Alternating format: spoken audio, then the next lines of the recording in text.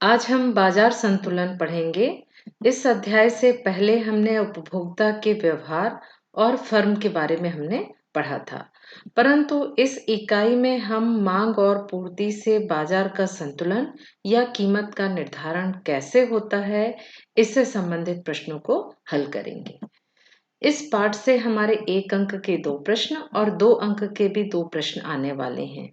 इस तरह से इस इकाई से हमसे छोटे-छोटे प्रश्न बस पूछे जाएंगे, तो आप परीक्षा के दृष्टिकोण से इस इकाई से छोटे प्रश्नों की तैयारी कर सकते हैं। पहला प्रश्न है हमारा, बाजार की निम्नलिखित में से कौन सी विशेषता है? क्या आप कभी बाजार गए हैं? निश्चित है, जवाब हाँ ही है। आप बाजार किसे कहते हैं? बाजार किसी क्षेत्र में जहां क्रेता और विक्रेता होते हैं जो किसी वस्तु का निश्चित कीमत पर या निश्चित मूल्य पर क्रय और विक्रय कर रहे होते हैं। इस प्रकार सभी विशेषता बाजार की है। तो इसका सही विकल्प क्या होगा? उपरोक्त सभी। निम्नलिखित में से पूर्ण प्रतियोगिता की विशेषता नहीं है। देखिए क्या पूछ रहा है प्रश्न, पूर्ण प्रतियोगिता की विशेषता नहीं है। हमको विशेषता नहीं बताना है। हमारे 4 विकल्प हैं, क्रेता विक्रेताओं की अत्यधिक संख्या, वस्तु की एकरूपता, विज्ञापन तथा विक्रय लागतें, बाजार का पूर्ण ज्ञान। पूर्ण प्रतियोगिता में क्रेता और विक्रेता की अत्यधिक संख्या होती है एवं सभी समरूप या एक सी वस्तुओं का विक्रय भी करते हैं। पूर्ण प्रतियोगिता में क्रेता और विक्रेता को बाजार का पूर्ण ज्ञान होता है, परंतु पूर्ण प्रतियोगिता में विज्ञापन तथा विक्रय लागतें नहीं पाई जाती। हमको क्या बताना था? पूर्ण प्रतियोगिता की विशेषता नहीं है। तो क्या है पूर्ण प्रतियोगिता की विशेषता? ये नहीं है। विज्ञापन और विक्रय लागतें पूर्ण प्रतियोगिता में नहीं पाई जाती। बाजार मूल्य संबंधित होता है। बाजार मूल्य का संबंध अति अल्पकालीन मूल्य से है। अति अल्पकाल में मांग का प्रभाव अधिक होता है क्योंकि अति अल्पकाल में पूर्ति स्थिर होती है। किसी भी वस्तु का मूल्य निर्धारण कैसे होता है? मांग द्वारा, पूर्ति द्वारा, मांग एवं पूर्ति द्वारा, सरकार द्वारा।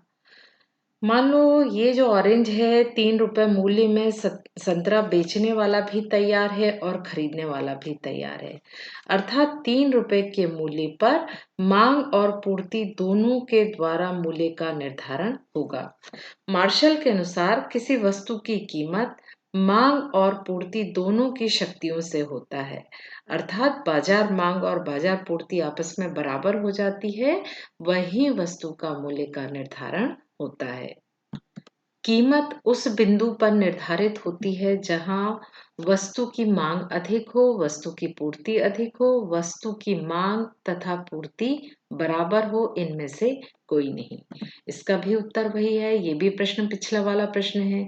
कीमत कहाँ निर्धारित होती है? जहां वस्तु की मांग और पूर्ति बराबर होती है। अगला प्रश्न है, साम्य कीमत का निर्धारण निम्न में से किसके द्वारा स्थापित होता है?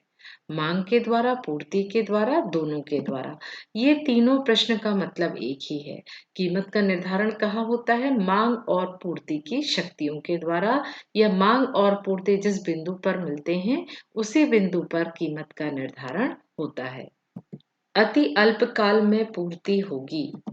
अति अल्पकाल अत्यंत कम समय अंतराल को बताता है। कम समय में हम उत्पादन नहीं कर सकते या स्टॉक में भी वृद्धि नहीं कर सकते, जिसके कारण पूर्ति में परिवर्तन संभव नहीं होता। जैसे सब्जी है, मछली या दूध। अति अल्पकाल में पूर्ति पूर्णतः बेलोचदार होती है। क्यों होगी बेलोचदार? क्योंकि कम समय में हम पूर्ति को नहीं बढ़ा सकते। साधनों की मांग होती है। त्योहार के समय में मान लो रेडीमेड कपड़ों की मांग बढ़ गई। यदि कपड़ों की मांग बढ़ जाएगी तो सिलाई मशीन की मांग बढ़ जाएगी और कपड़े सिलने वाले टेलर की मांग भी अधिक होगी। यदि कपड़ों की डिमांड कम हो गई तो मशीन और कपड़े सिलने वाले की डिमांड या मांग भी कम हो जाएगी। इस प्रकार से उत्पादन के साधनों की मांग प्रत्यक्ष न होकर अप्रत्यक्ष या व्युत्पन्न मांग होती है। यानी वस्तु की यदि मांग बढ़ेगी, इसकी वजह से इन साधनों की मांग बढ़ती है, इसीलिए इन्हें हम अप्रत्यक्ष या व्युत्पन्न मांग कहते हैं, जो किस पर निर्भर करती है? इस वस्तु की मांग पर। मजदूरी तथा श्रम की पूर्ति के बीच संबंध होता है।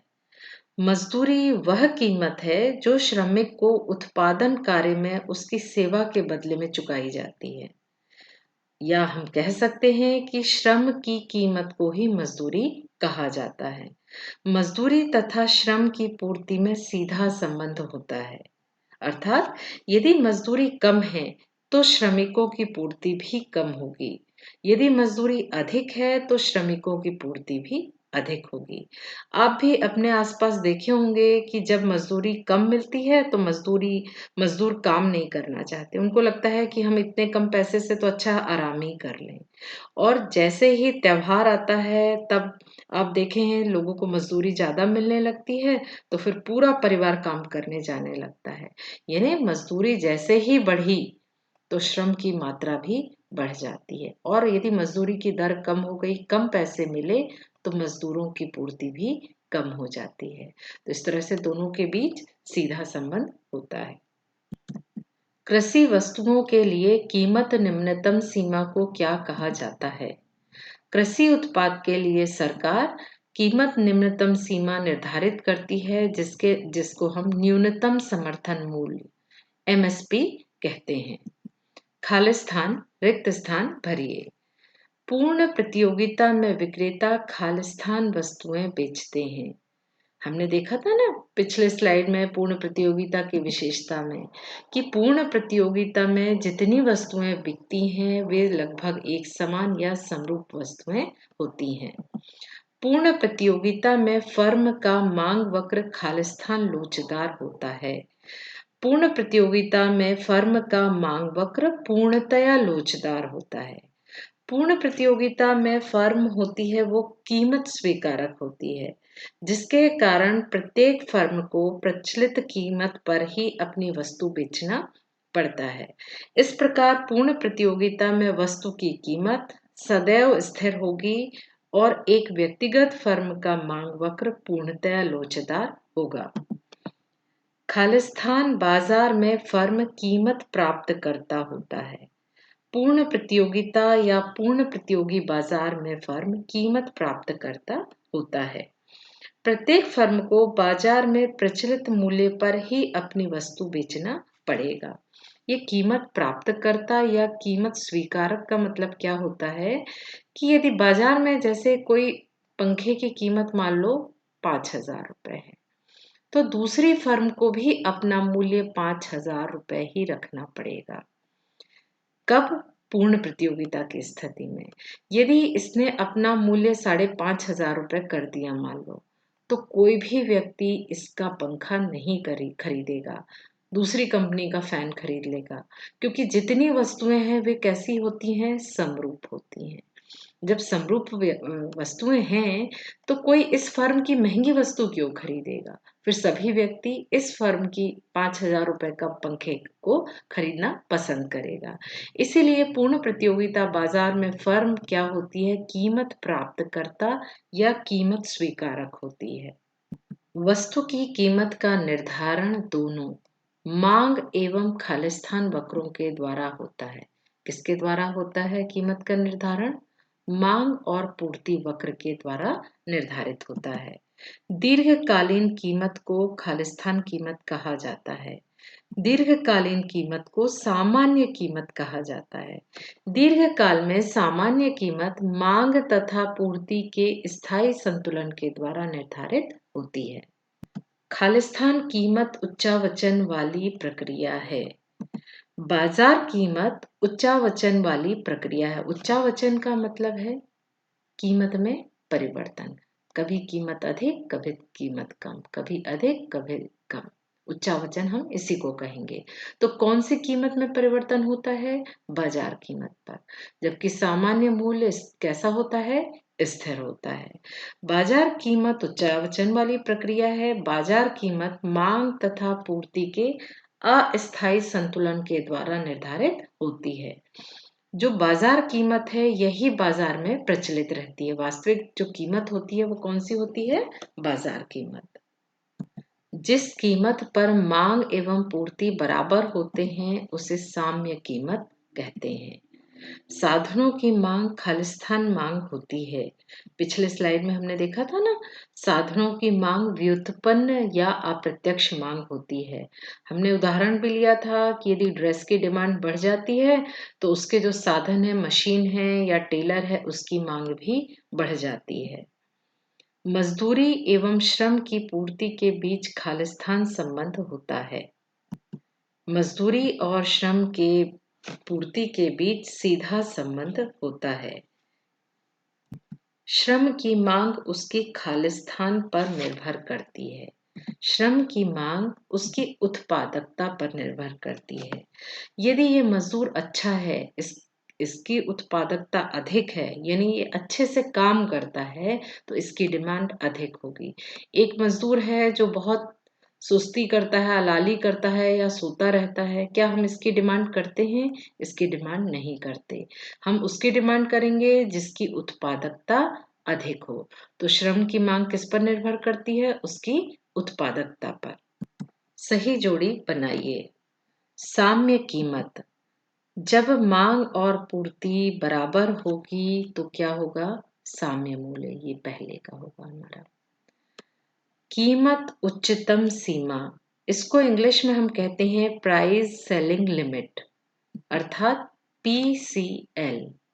ये होगा हमारा PCL, प्राइस सीलिंग लिमिट।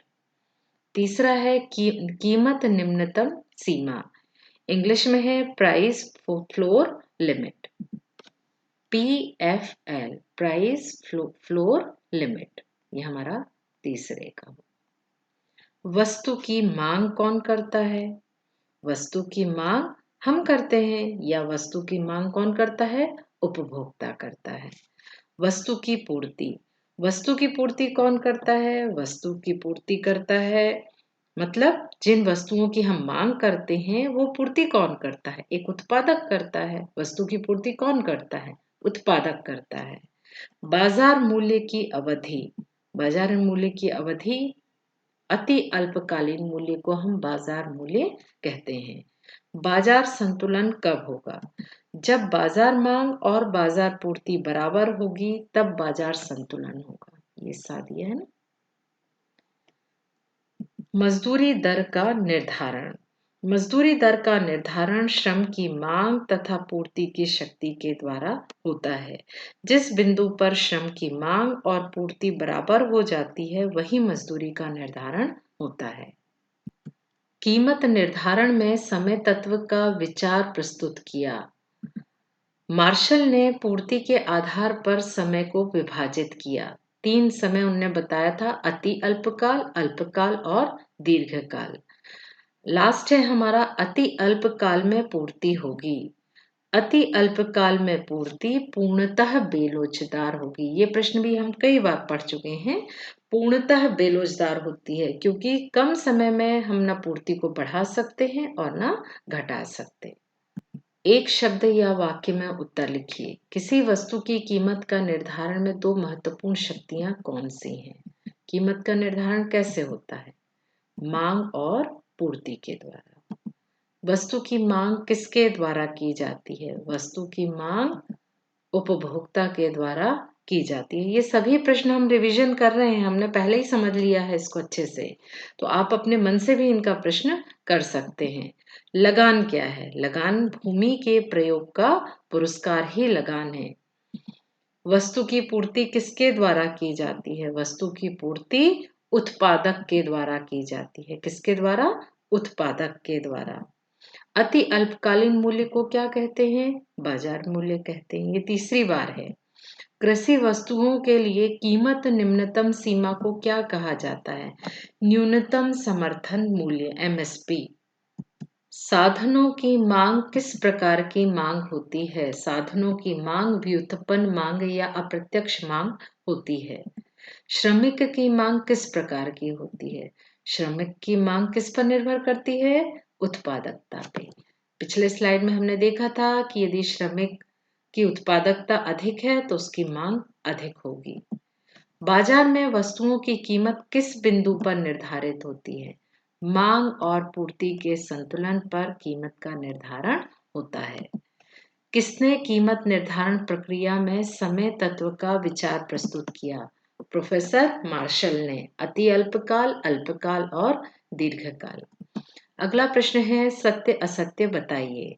साधनों की मांग प्रत्यक्ष मांग कहलाती है। हमने देखा था साधनों की मांग कैसी मांग होती है? अप्रत्यक्ष मांग होती है। ये कथन असत्य है। मजदूरी एवं श्रम की पूर्ति के बीच विपरीत संबंध होता है। हमने देखा था सीधा संबंध होता है, मजदूर अधिक, श्रम की पूर्ति अधिक। मजदूरी कम, श्रम की पूर्ति भी कम होती है। श्रम की मांग श्रमिकों के द्वारा की जाती है। गलत। श्रम की मांग किसके द्वारा की जाती है? उत्पादक के द्वारा की जाती है। पूर्ण प्रतियोगिता बाजार में संतुलन वहां होता है जहां बाजार मांग और बाजार पूर्ति बराबर होती है। जहां बाजार मांग और बाजार पूर्ति जहां मिलते हैं, जहां बराबर होते हैं, वहां बाजार का संतुलन होता है। ये कथन सत्य है। कीमत उस बिंदु पर निर्धारित होती है जहां वस्तु की मांग अधिक हो वस्तु की पूर्ति से। असत्य है ये भी। कहाँ होता है? जहां दोनों बराबर होते हैं, मांग और पूर्ति आपस में बराबर होते हैं, उस बिंदु पर कीमत का निर्धारण होता है। अति अल्पकाल में पूर्ति पूर्णतः बेलोचदार होती है। ये कथन सत्य है। कैसी होती है? पूर्ति को ना हम बढ़ा सकते हैं और ना घटा सकते। बाजार मूल्य का संबंध दीर्घ काल से होता है। गलत है ये। बाजार मूल्य का संबंध अल्पकाल से होता है। सामान्य मूल्य का संबंध अति अल्पकाल से होता है। ये भी कथन गलत है।